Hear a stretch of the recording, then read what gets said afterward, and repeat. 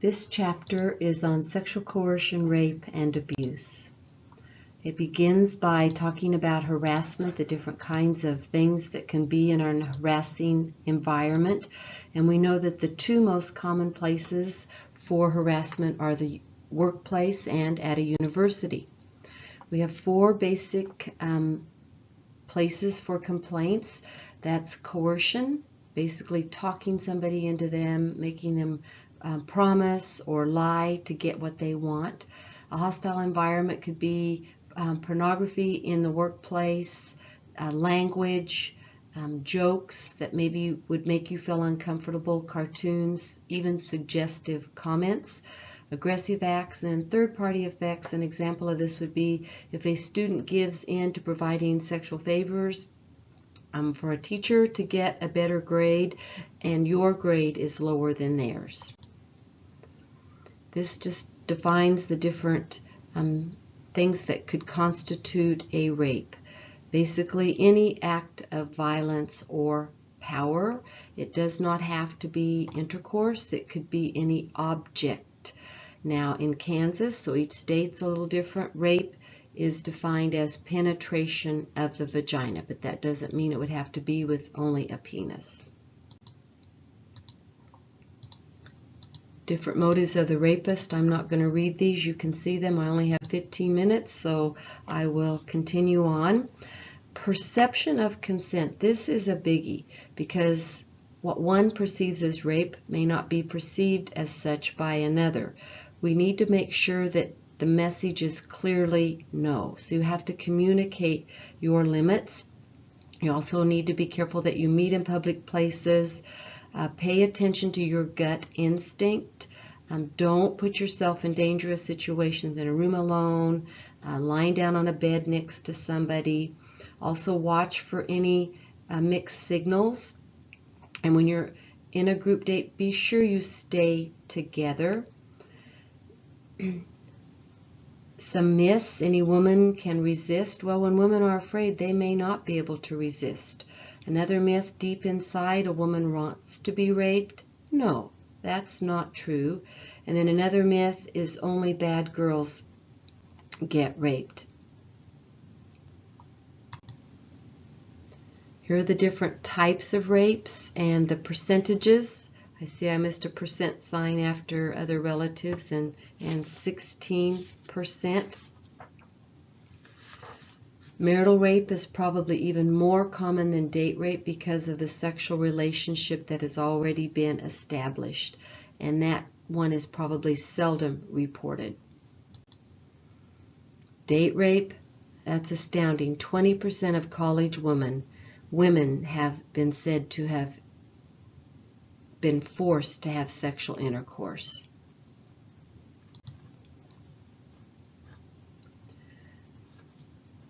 Prisons, most men are raped by heterosexual men. So that prisons isn't on there, but that would be another example of male rape.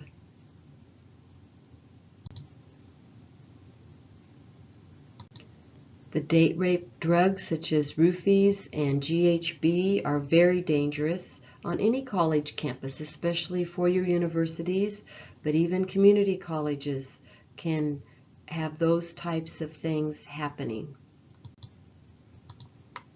Incest. The most common, surprisingly, is brothers and sisters, but that is seldom reported. The least common is mother-daughter. Most reported father-daughter, and stepfathers are 5 times more likely than the natural father.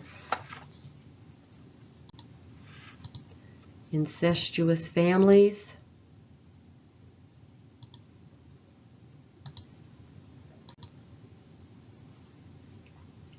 The rape shield law would prevent information about a victim's prior sexual behavior. That should not even enter into the scenario. Here are the characteristics of the abuser. So they aren't going to stand out in the crowd.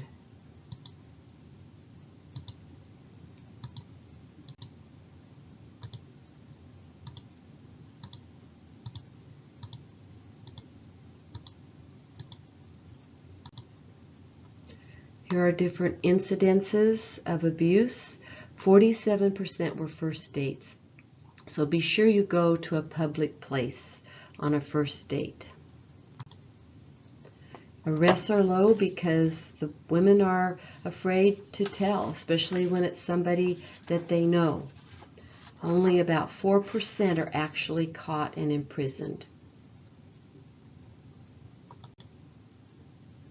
So there's many things we can do to protect ourselves. Remember, you do have a right to say no.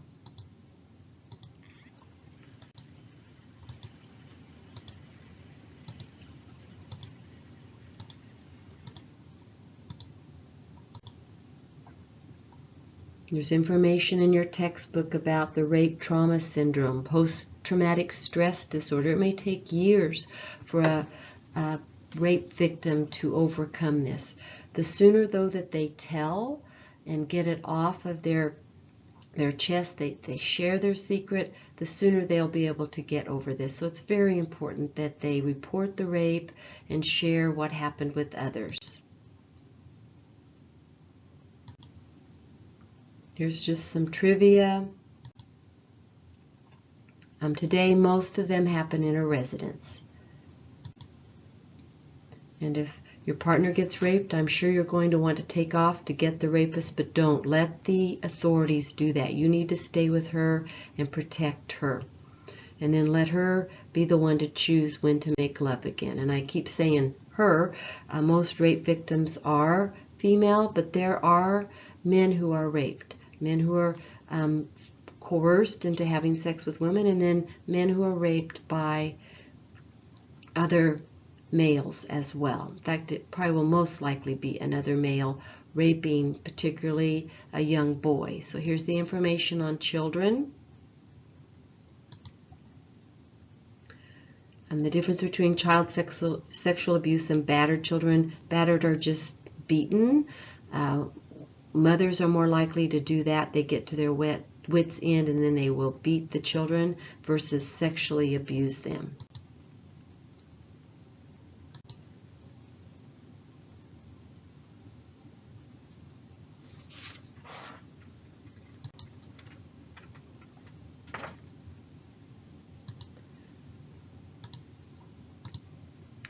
It's actually a greater offense to rape an adult because force is usually used.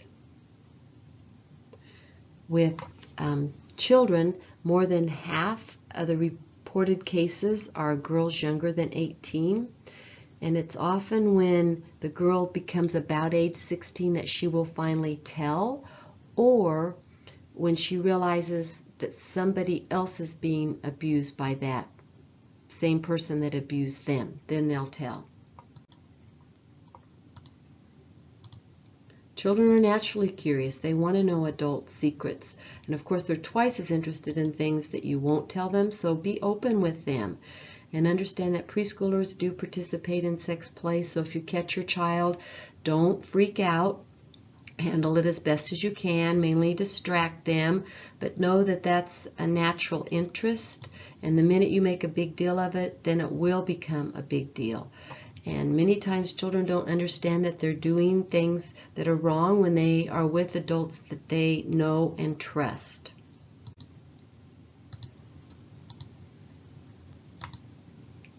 Here are some statistics between pedophiles and incest, which happens within families. The fixated pedophile is the one that was abused themselves and they've just never matured. And the regressed is there's been some kind of a crisis within the family. More facts.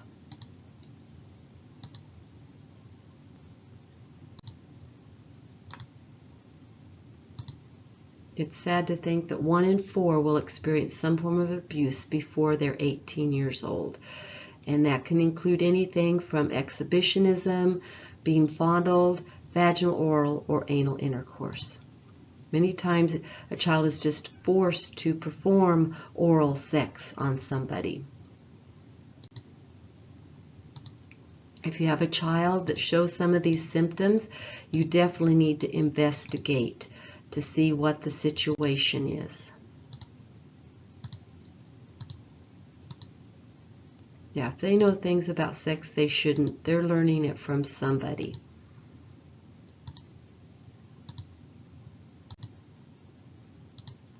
And it can be a long-term situation for them to recover from this.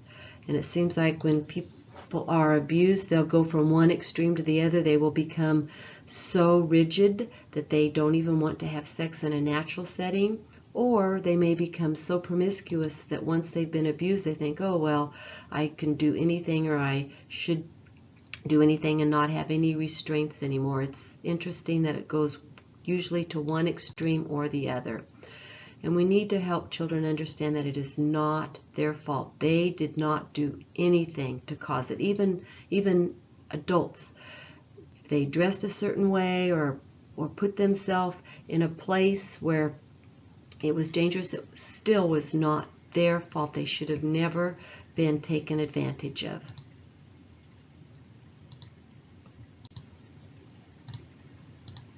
We need to teach children the difference between good touch and bad touch. Basically, we can tell children that anything that a swimming suit covers is private, that nobody else should touch where a swimming suit would cover. And it's okay for them to say no, and it's also okay for them to tell you. They will be threatened to not tell that something's happening, and that's when they need to tell, that they will never get into trouble for telling. To prevent it, allow kids to be kids, keep the mother or at least a responsible adult at home, because often many of these situations with children do happen in the home by siblings, cousins, other adults. And if a child comes to you and tells you something, they probably have not lied. And if you teach in a public setting or work in the public and you question, or if you learn something has happened, you are required by law to report it for the child's sake.